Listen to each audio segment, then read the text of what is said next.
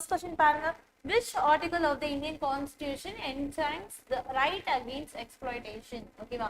So இந்திய அரசியலமைப்பின் எந்த பிரிவு சுரண்டலுக்கு எதிரான உரிமைகளை வழங்குகிறது அப்படின்னு கேட்டிருக்காங்க. ஓகேவா? ஸோ ரெண்டு ஆர்டிகல்ஸ் வந்து நம்ம சொல்லலாம்.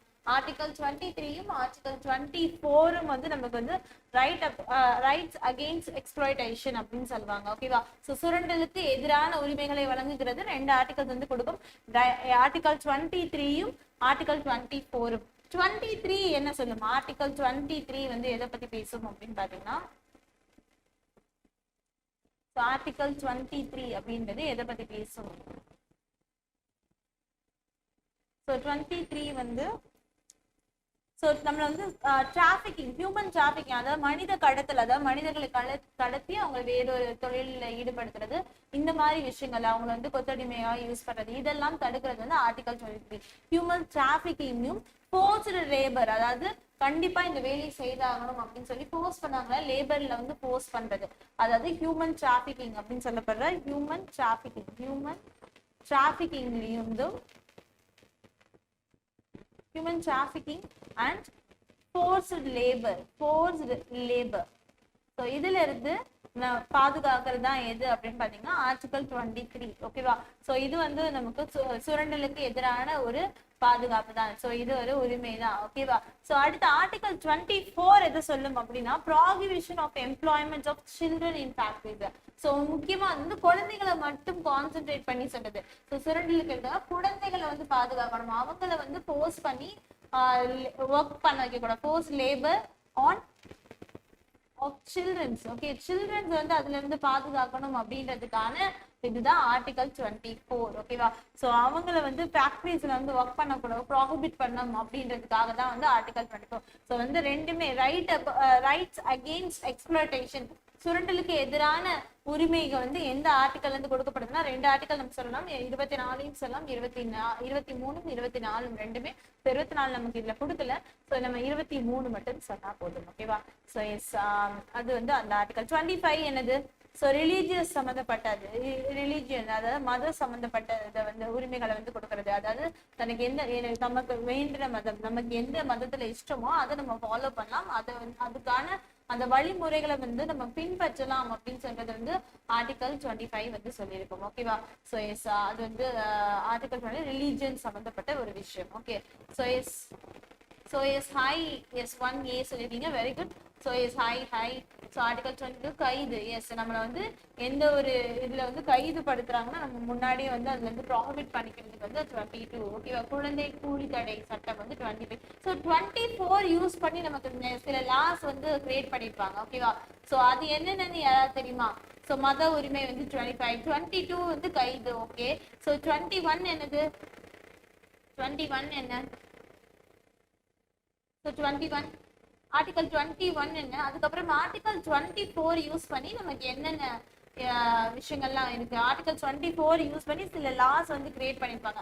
ஃபேக்டரிஸ் ஆக்ட் அப்படின்னு சொல்லிட்டு ஃபேக்டரிஸ் ஆக்ட் 1948 வந்து ஆர்டிகல் 24 மூலம் தான் நமக்கு கிரியேட் பண்ணிருப்பாங்க. அப்புறம் சைல்ட் லேபர் ஆக்ட் இருக்கும் இல்லையா, குழந்தைகளை வந்து வேலை செய்வதில் வந்து பாதுகாக்கணும், அதுக்கப்புறம் வந்து அது வந்து தடுக்கணும் அப்படின்றதுக்காக சைல்ட் லேபர். ஓகேவா?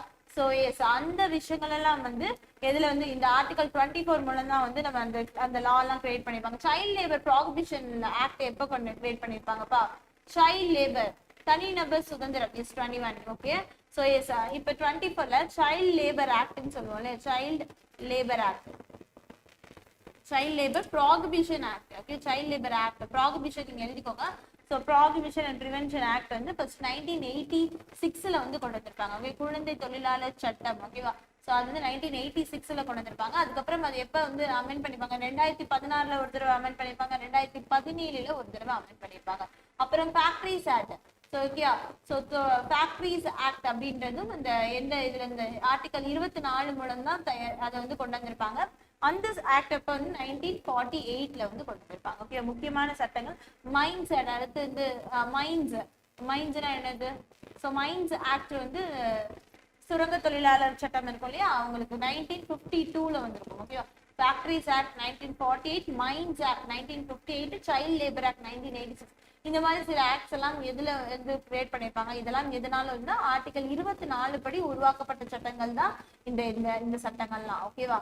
சோ இதை தெரிஞ்சுக்கோங்க. Okay, so yes. சோ 23 நம்ம பார்த்துட்டோம், ஹியூமன் டிராபிகிங், மனித கடத்தல் மற்றும் அவங்க வந்து போஸ்ட் பண்ணி வேலை செய்ய வைக்கிறது. 21 என்னது தனிநபர் சுதந்திரம். 25 ரிலீஜியன்ஸ், நமக்கு தேவையான ரிலீஜனை நம்ம ஃபாலோ பண்ணிக்கலாம் அப்படின்றது. அடுத்து 22 என்னது 22 கைதுக்கு எதிரான பாதுகாப்பு. ஓகேவா? So yes, very good. So super, certainly super, parliament, very good. So yes, next question போயிடலாமா? பார்க்கலாம். As per the Constitution of India, President of India shall hold the office of for a term. So ஓகேவா, எவ்வளவு வருஷம் அவங்க இருக்கலாம் பதவியில, பிரசிடென்ட்டுக்கான term எவ்வளவு அப்படின்னு சொல்லிட்டாங்க அவங்க ஆபீஸ்க்குள்ள நுழைஞ்சோன்னு. இந்திய அரசியலமைப்பு சட்டத்தின்படி இந்திய குடியரசுத் தலைவர் தனது பதவியில் நுழைந்த தேதியிலிருந்து டேஷ் காலத்தில் பதவியில் இருக்கலாம். சோ வந்து எவ்வளவு நாள் வரையும் இருக்கலாம் அப்படின்னு சொல்லியிருப்பாங்க.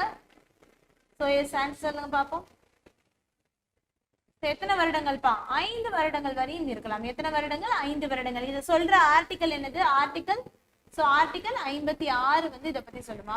ஆர்டிகல் 56 வந்து என்னென்ன ப்ரொசீஜர்ஸ், ஓகே, அவர் ஆபீஸ் டேர்ம், அவரோட ஆபீஸ்ல எப்படி இருக்கலாம், அவருக்கு என்னென்ன எக்ஸ்ட்ரா அமெண்ட்மெண்ட்ஸ் எல்லாம் கொடுக்கப்படுது, அதாவது எக்ஸ்ட்ராவா என்னென்ன சலுகைகள் அவர் கொடுக்கப்படுது. பிரசிடென்ட் வந்து இப்ப நம்ம அவரோட பிரசிடென்ட் ஹவுஸை வந்து யூஸ் பண்றாரு அப்படின்னா அவரோட பதவி காலம் வரையும் நம்ம அதுக்கு யூஸ் பண்ணிக்கலாம். அதுக்கு இந்த ரெண்டோ எதுவுமே அவர் பே பண்ண தேவையில்லை. அவருக்கு டிராவல் அலவன்ஸ் எவ்வளவு, இது எல்லாத்தையும் பத்தி சொல்றதா இது ஆர்டிகல் 56 வந்து சொல்லும். ஓகேவா? சோ ஆர்டிகல் 56 படி அவர் எத்தனை வருடங்கள் வந்து பதவியில் இருக்கலாம்? 5 வருடங்கள் வரையும் இருக்கலாம். ஓகேவா?